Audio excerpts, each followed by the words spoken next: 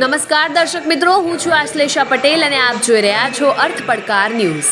મહીસાગર જિલ્લાના ખાનપુર તાલુકાના વાવકુવા જંગલ વિસ્તારમાં આવેલ ભાદર નદીના આળદ્રી માતાજીના ધોધની જોખમી અને ભયજનક જગ્યા પર પ્રવાસીઓ દ્વારા તે જગ્યાને જાનના જોખમે સેલ્ફી લેવા તથા પાણીમાં સ્નાન કરવાના દ્રશ્યની વિડીયોગ્રાફી કરવાનું આંધળું સાહસ કરી જાનનું જોખમ લે છે।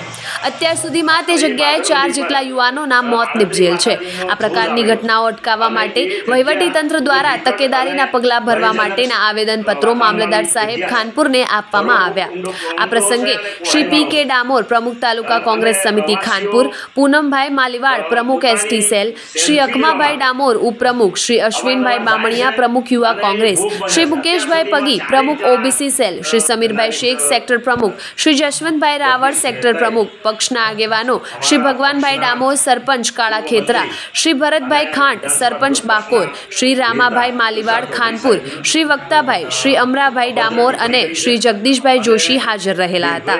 આવા જ અવનવા સમાચારો માટે જોતા રહો અર્થ પડકાર ન્યૂઝ। રિપોર્ટર ઈશ્વર પરમાર, સેવાલિયા।